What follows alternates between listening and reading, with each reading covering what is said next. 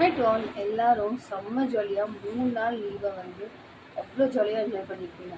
இதே தேர்ஸ்டே நைட்டில் பார்த்திங்கன்னா 3 டேஸ் லீவ் ஜாலியாக இருக்கலாம் அப்படின்ற மாதிரி நினச்சிருப்போம்.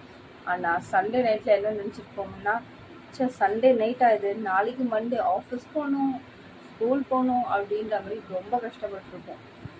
இதை நினைக்காம கண்டிப்பாக ஒருத்தங்க கூட இருந்திருக்கவே மாட்டாங்க, டேம் ஷுவர். இதெல்லாம் உங்கள்கிட்ட சொல்லாமல் வேற யார்கிட்ட மக்களே சொல்ல போகிறேன். இன்றைக்கி பார்த்திங்கன்னா, இன்றைக்கி இல்லை, ஒரு 2 நாளைக்கு முன்னாடி ஒரு புக்கில் ஒரு சில விஷயம் படித்தேன். அதை பற்றி தான் உங்கள்கிட்ட சொல்ல போகிறேன். படித்ததில் ரொம்ப பிடிச்சது அது உங்கள்கிட்ட இப்போ நான் சொல்ல போகிறேன்.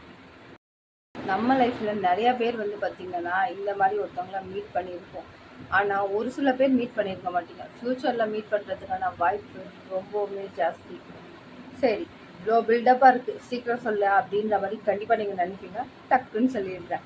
The one who left you in the middle of the ocean, there is no right to ask what sharks did to you.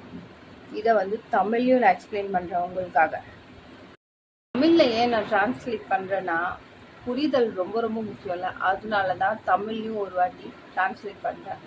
கடல் நடுவில் உன்னை விட்டு சென்றவருக்கு சுறாக்கள் உன்னிடம் என்ன செய்தது அப்படின்னு கேட்கறதுக்கு எந்த உரிமையும் இல்லை. கண்டிப்பாக உங்களுக்கு புரிஞ்சிருக்கும்னு நம்புகிறேன்.